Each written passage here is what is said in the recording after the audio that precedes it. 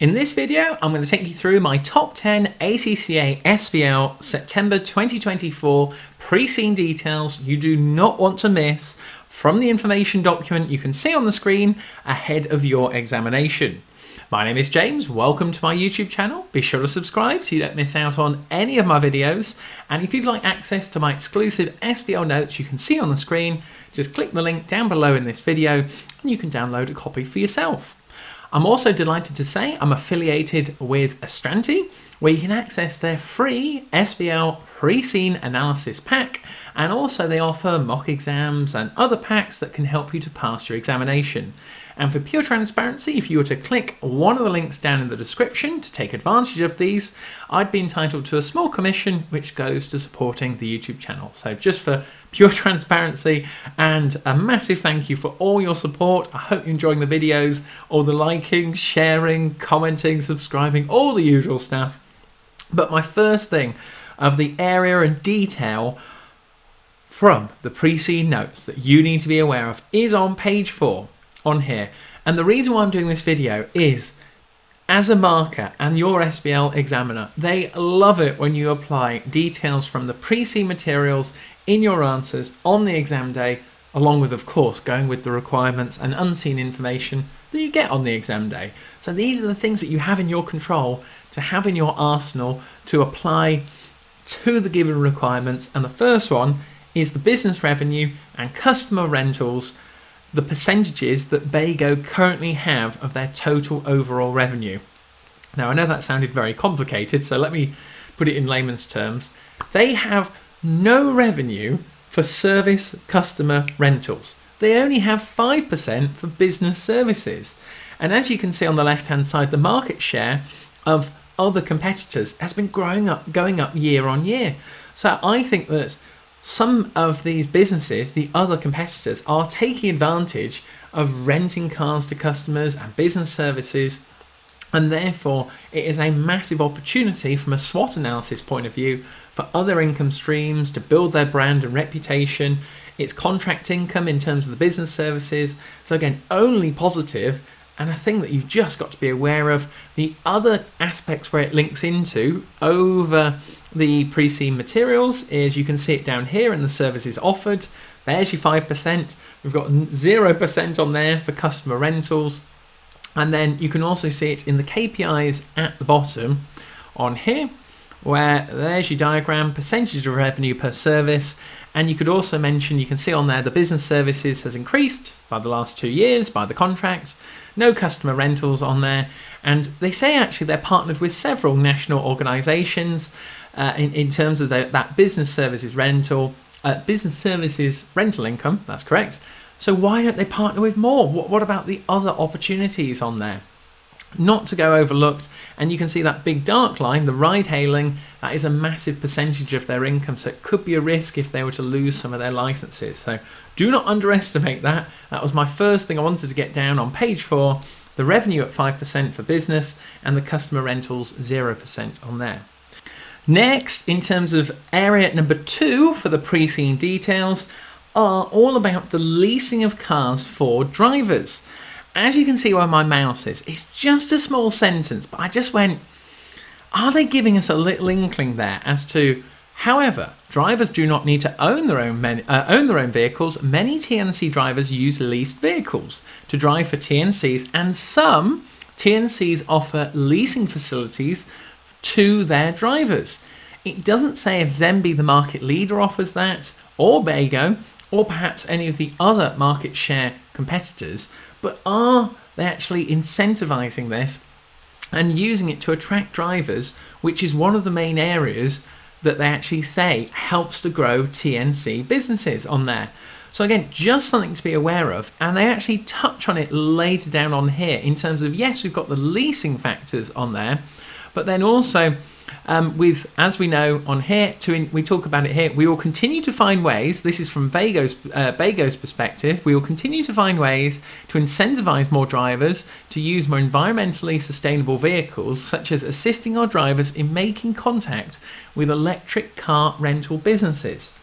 So again, we've got leasing and then also trying to incentivize the actual drivers to have a look at some electric car rentals. But I'm still edging back to those leases on there to say, is the actual Zenbi model, or is this other market share of competitors using leasing to actually attract drivers because they have a better standard of vehicle, they don't have to maintain it themselves? Again, area number 2, I wanted to make sure we got down on there on page 5. Page 6 now, in terms of areas that I think where I would definitely be remembering this, is number 3 on there, lawsuits for transport network companies. And I've put my mouse on it on there where the little line is for it, where if we just quickly go through it, it says on there, such conduct has exposed TNCs to several high-profile lawsuits. The challenge for TNCs is to implement and continue to update sufficient measures to safeguard against illegal and improper activities. This overlaps with pestle, legal factors on there, lawsuits that could impact on working capital management. And what if there was a lawsuit against Bago that could hinder the operations all across Beeland on there? So it's happened to other TNCs and it could happen to Bago as well. So number 3, lawsuits on there, a definite risk for them not to overlook. Area number 4 now, we're coming down to page 7 if you're following the notes through. And this is where we have, in terms of the KPIs on here, we have no graph for the number of active drivers on here. So we're told about driver satisfaction, and we're told about, in a KPI on there, the number of active drivers who have been active in the TNC's platform in a specific period of time, or specified period of time, shall I say. We're actually not told about the number of active drivers we have. It links into the KPI graphs that we have at the bottom on here in page 13. We're told that the driver satisfaction has gone down, but we're not told specifically in terms of the number of active drivers. Again, something they could throw at you on the exam day, not to be overlooked. Area number 4, no graph for the number of active drivers on there. We're coming back up to page 7. Follow me on this, or if you've got the notes yourself, it will definitely help you to make some other notes for it on there. Area number 7 now on there, or number 5 on my list, is on page 7. Regulation, the regulation paragraph relating to a variety of different pestle factors, ethics and unions. Just look at the first paragraph on that. I even note this down. Currently, no overall standards to which all TNCs in Beeland, so that's Bago on there and Zenbi, should adhere to in terms of operational requirements, technology and data security, driver status and environmental impact expectations. In other words, if anything comes up on your exam in a requirement relating to those 4 or 5 areas, you've got to refer back to that regulation point about having no overall standards on there. And then in some countries, drivers have set up their own trade unions and driver network associations. So this is not the case in Beeland at the moment. It's happened in the Uber case in 2021 in the real world. And these have been popular for drivers, as you would imagine, because they're on the driver support.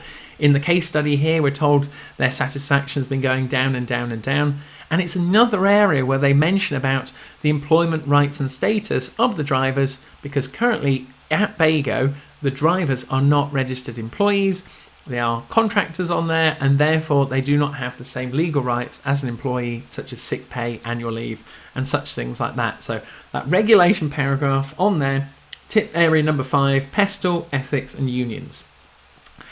Area number 6 now of details that you do not want to overlook for your exam. And we're getting into the real important stuff now, proper details that students will overlook, is no Bago ethical code of conduct has been provided. And where does that fall under? If you have a look at the values heading, under the Bago website extracts, they've got on there, our ethical code of conduct ensures we maintain our focus on operating to the highest ethical and professional standards. That overlaps between the different stakeholder groups, customers, drivers on there. But we're not given an ethical code of conduct. We have the ACCA one, which we've touched on, integrity, objectivity, which you're going to have to apply in your exam. It will be on your exam ethics, but it's just interesting to see that they mention it in their values and it's on their website, but we're not given what is actually in that ethical code of conduct. And for those professional skills marks in your exam, question Skepticism. What is in the code of conduct, the ethical code of conduct? Where can it be found? Is it on their website? Is it put up in their cabs? Who knows on there for it? But it's something for you to question on there. So no ethical code of conduct for Bago is my tip number 6. Tip number 7, and these are just little words which you can quote in your answers if it relates to the requirement, which really sort of stood out for me, and I've even put key point here. So tip number 7 on there is top priority statement on there for you. So top priority statement. And just look at it. It goes, data privacy and the storage and usage of our customers' data is a top priority. So in other words, if something comes up in your exam about data privacy, storage or usage of customer data that overlaps with technology points, something on those lines, refer to that. They quote top priority. The examiner is going to absolutely love that you've read the pre-seen notes in specific detail and applied it to the scenario and requirement correctly on there. So top priority on there is my number 6. And then number 7 on there, still on page 12, is this keyword on here, as to expect. We also expect our cloud service provider to operate to the same standards in terms of protecting and managing our customers' personal data. It's not in Bago's control. This is for tip number 8 now on here. We've got the third-party service provider. And this is where they have a cloud-based service provider and they expect them to have the same high standards. It could be a pest or legal factor, but it's that word of expect. What if the third party has a data breach on there? What if there are some standards dropping? And remember, this is set by Bago themselves. There's not an official standard setter for it. So don't overlook it. Quote the word expect and link it to the cloud-based service provider if there was an issue on there. Coming on to number 9 now, and I've got so excited. I've been saying 7, 6, 8, 9, so apologies if I've overlapped a bit, but we're getting on to the last 2, so it's easy to follow. It's number 9. We've got the net promoter score versus the industry. And again, it's just a little change. I'll put my mouse on it down here. But this is all about the customer satisfaction, loyalty rating, the higher the better. And as you can see, over the years, it's just been dropping down and down and down. But what has happened in the last year is that the industry average has gone down 1 point, but Bago has actually gone up 1 point on there. So if you have to mention anything about stakeholder groups, customer satisfaction, loyalty rating, or what makes Bago better than the rest, that satisfaction score actually hits home to say customers like them a bit better than the industry average. And again, it demonstrates your knowledge of the pre-seen materials and application back to the scenario. So net promoter score versus the industry average, Bago has been doing better on that. And last but not by no means least as well, no direct customer satisfaction scores on there. So we're given at the bottom, as you can see on here, the driver satisfaction rate, but we're not given a specific customer satisfaction rate in terms of a percentage. Now, why do I mention that on there? Well, the drivers have been dropping year on year. They're still over 60% satisfied, about 62% on there. But the reason why I've put it down as not to be overlooked is because of this little statement here. At the end of each ride, drivers and customers must rate their ride. We're told what the drivers rate it, but we're not told what the customers rate it.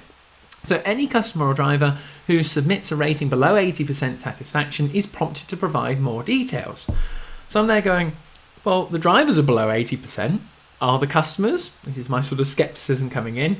And then if they do go below 80%, we have no details for the driver's satisfaction, what they're trying to do about it. And we have no details about the customers if they're below 80%, and we're not given an actual graph on there. So again, something that could come up on your exam day and areas for you to apply your professional skepticism. That is my area and tip number 10 of the pre-seen details you do not want to miss.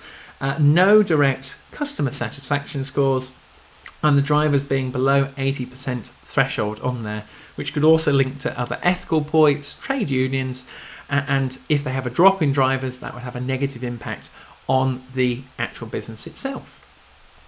And that, ladies and gentlemen, takes us through our top 10 pre-seen details you do not want to miss for your exam. If you've enjoyed today's video, be sure to give it a massive like. And if you'd like to access my full notes, click the link down in the description.